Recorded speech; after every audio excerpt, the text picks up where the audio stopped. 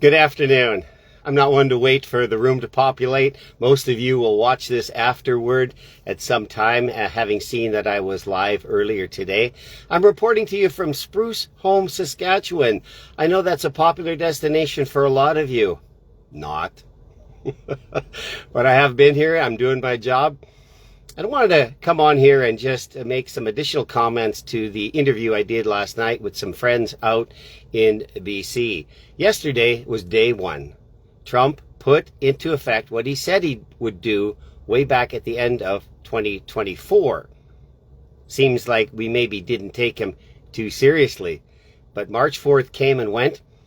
And I want to make some remarks about the interview yesterday. I don't want to get into the whole Trump tariff thing. We all know a lot about it, and we're learning more as the situation evolves. But some of you might have missed what happened in that interview, the exchange between my friends Dave and Val, who live in a typical border town, could be anywhere in Canada. It happens to be in beautiful British Columbia, or as they say, bring cash. Very expensive to live there. And they did what they've been doing for years, what so many people along the 49th parallel do and have been done for year after year after year. It's called day tripping into the U.S. You get in your car, you go to your favorite places in the United States, and you pick up a few of your favorite things. The thing is, the people that do this regularly know what to expect. They've been doing it for years. And so, but yesterday was a different reality. And so I asked my friend Dave to tell me prior to March 4th what it was like. Well, he said, we pick up groceries, fuel up our cars, maybe pick up some extra gas, pardon me. Gas, don't know what that is. And maybe even some liquor. He says, we did yesterday what we normally do. But yesterday was not an ordinary day. It wasn't an ordinary March 4th. And as I'm saying, in the States, if you're a basketball fan, they call this month March Madness. On a business call today, and we're all in different countries and so forth with LifeWave, I said March Madness has taken on a new definition. The March Madness up in Canada is in full swing. So back to the interview, they came up to the border and immediately the guards started writing things down. That was the first clue that this wasn't going to be a typical crossing. And so as the situation evolved for both him and his friend, they both were brought inside. They both had to deal with the reality. But I will correct myself. His friend Val was able to get a warning because that just happened to be that she crossed a little earlier. And so when he came, the guard remarked, we were issuing warnings earlier, but we're not doing that anymore. The hammer has come down was one of the expressions that the Border Patrol officer told my friend. So the reality is he had to go inside and make declarations and pay duty on certain things. Now, let's remember, and for some of you that don't know, from someone who does know, as I cross the border, 50 or more times a year, you can buy anything you want in the States, barring that it's not on some kind of prohibition list, that it isn't, some sort of product that you can't legally import into Canada. And all you'll ever do is pay, in most cases, the applicable taxes. Now, there are some countries that may have tariffs. We don't have an agreement with every country. But for the most part, what you're bringing in from Canada is probably manufactured in the U.S. So the thing you would expect to do, as I've done it, I've been over many, many times, like thousands of dollars over, and all I do is go inside and pay my applicable taxes, which apply. That is my provincial tax and my GST. However, that was not what happened yesterday. And they might have been well and fine with that, to pay the applicable duties that are appropriate to not having much of a daily allowance. You only get $25. I think they might give you $100 now, but it doesn't matter. I don't traffic in that lane. So let's just say it's $100 that you're allowed to bring in duty free. Well, they're well past that. But again, they've been doing it for years, knowing what to expect, except this time it wasn't just the taxes. It was a 25% tariff on what they were bringing in. Now, here's the question, guys. Who are the Canadian Border Patrol Services punishing? Are they punishing Trump? Does this in any way even come onto his radar that Canadians are outraged and so forth? The punishment is from the Canadian Border Patrol Services to Canadians. Think about that. In a country that is taxed up the wazoo, and you can look up what wazoo means, we're taxed to the max. Americans are only becoming aware now that our tax rates are as high as 60% plus in Canada when you factor it all in. We are overtaxed and undervalued in this country. And here you have the Canadian Border Patrol Services acting in an egregious way against Canadians who have not only the privilege, but the right to enter into the United States and come back as a right into the country, pay applicable taxes, but not now.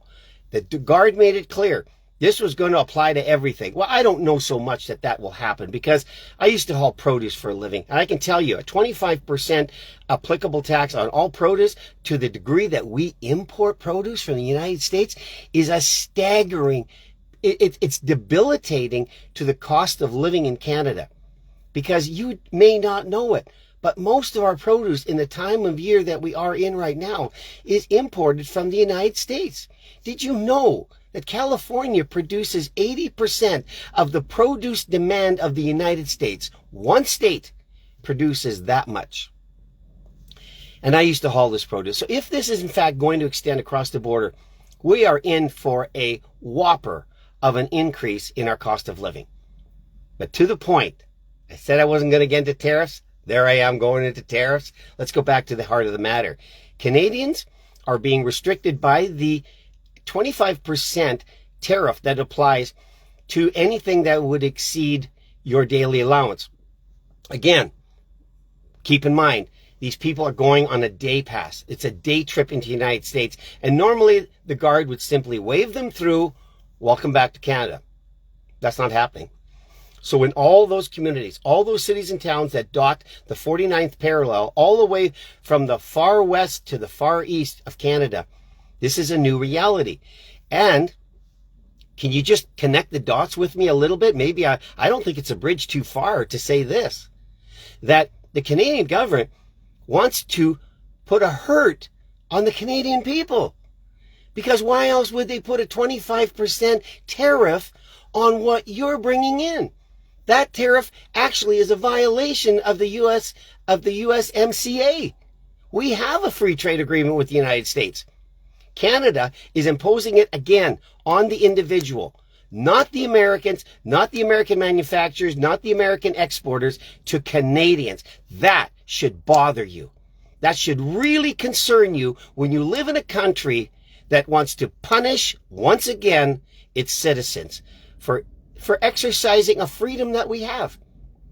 Again, applicable taxes are reasonable. You're over your limit. It's a lot of times it's the discretion of the Guard that you have. The person at the window, in my opinion, merely a tax collector. Let's face the facts. Our Border Patrol does patrol the border. Most of it is to collect taxes, and that's okay. But the 25% is a hurt right onto Canadians at large. Now that tells you how the focus is in Canada. Once again, we're missing the mark. Once again, we have politicians that are doing what they think is issuing a statement. You know, I have to go to this one because it just galls me that the provincial governments in, I found out yesterday, BC, didn't know about Alberta, don't think so, but for sure Manitoba and for sure Ontario have stripped the shelves of the liquor stores that are provincially controlled of all American booze. Again, who's getting hurt here? Who is the hurt for? Is to say that Canadians, you can no longer purchase something. We've determined that we are going to restrict it. So all this money, and particularly should be thinking about the government money that controls the government operated liquor stores in those provinces that are government regulated like Manitoba. The millions of dollars that's in that product is now going to sit in the warehouse till when? Till it expires? Well, I don't know if alcohol has an expiry date. I do know some stores in the U.S. do issue that sort of thing. They have an expiry date. You go to a Walmart in Arizona and they'll have a clearance shelf of of booze that's maybe been there too long. But again, your tax dollars locked up into the purchase of the booze that's sitting in warehouses that is not available to who? To you. To you. Another restriction. This country has gone awry. We are going in the wrong direction. The issue is here that the Americans have elected a businessman. You can love him, you can hate him. I don't really care. I do support a lot of what Trump does, and I'm opposed to a lot of what he thinks. However, I will say this. They have a leader in that country that's saying, we're going to do what's best for Americans, and we're going to tell you that if you want to do business in the world's biggest economy, you want a piece of the action, you want to be on the big stage in America doing business with us, guess what? You're going to have to pony up areas of concern that we have. And as I was remarking to my friend Dave, I said, you do realize you live in the fentanyl capital of Canada. Am I making that up? No. Check it out. Do your research. You guys are intelligent, smart people. You have as much access to anything as I have. And I'm not coming on here because to tell you that I know something. I'm coming here to raise the awareness. This is what guys like myself, the thousands and thousands of us, why we do this, is to give you a different perspective that the lame legacy media will not give you. And so yesterday I took the opportunity to interview someone who had gone into the United States on March 4th, the day one of the Trump tariffs. And who was getting hurt? Canadians. You got to think about that. You got to think about that. It's going to be so interesting going forward, guys. So interesting to watch how the individual governments respond. And the Canadian government is in lame duck mode. I mean, we're not even sitting. The House is not even sitting while probably the biggest trade crisis we've ever faced, not crisis, but trade crisis, is in full mode right now.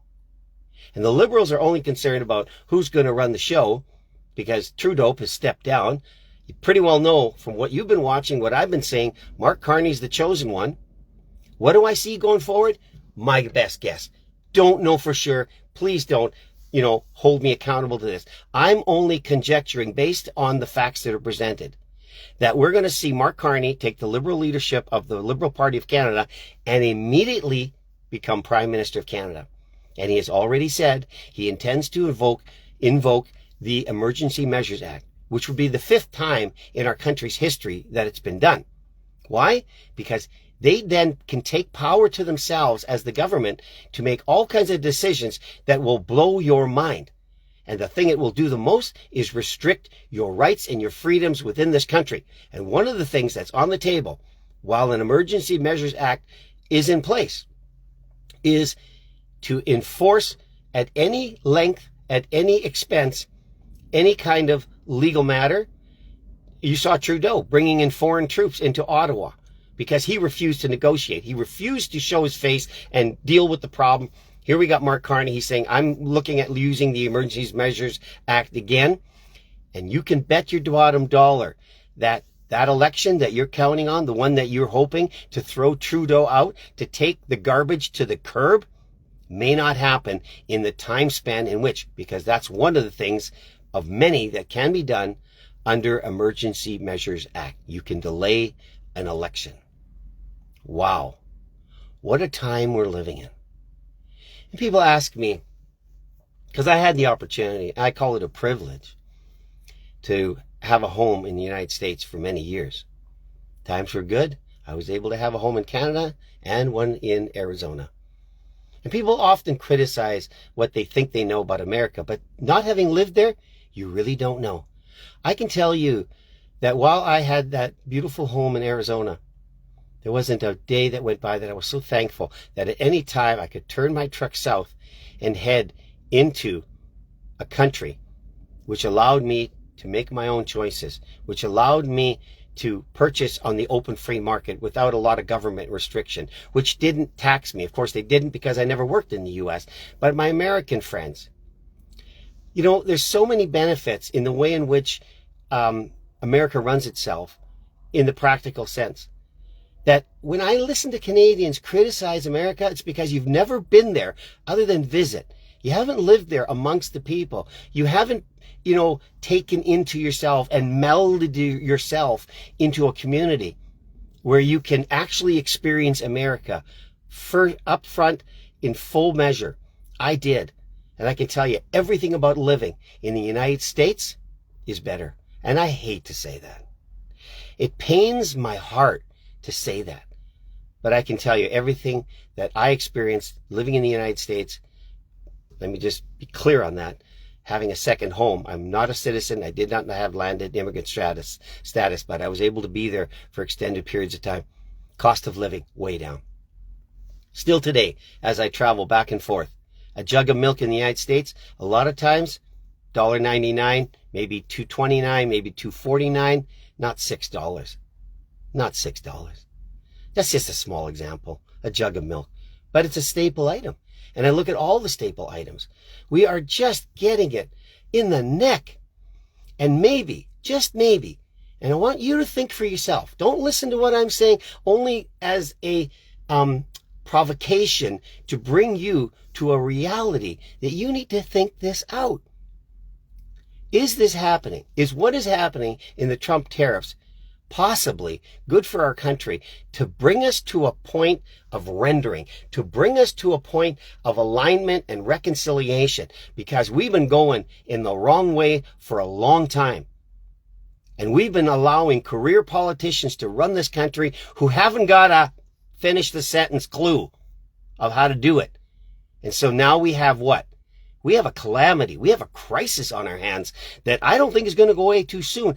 And to be honest with you, I hope it doesn't. Is it going to affect me? You're darn tootin' it is.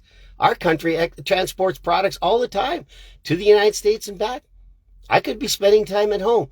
But if I have to suffer for a little while to get the message through to our politicians that you need to clean this act up in Canada, get serious about the issues that Trump is highlighting that are going on in our country.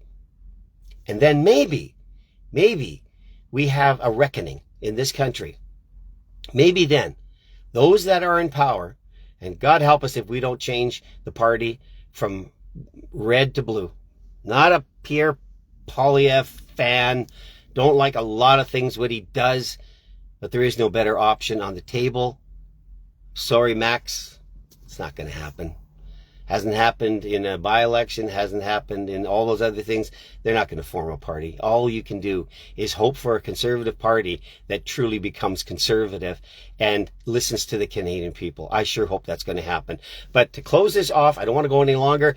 Pay attention to what's happening in the next few days. I say this as a person of faith. None of this happens without purpose and reason. God is sovereign in the matter. We trust our God. We stand with our God. We don't stand with countries and wars that are all propagated and set up as massive money launderings. I stand with God in the principles of justice and fairness. And what I intend to do, and I invite you to do, is to practice mercy, to love justice, and to walk humbly with your God. God bless you wherever you are. Thanks for listening. Like and share this out, and hopefully we'll talk to you again soon. Bye-bye.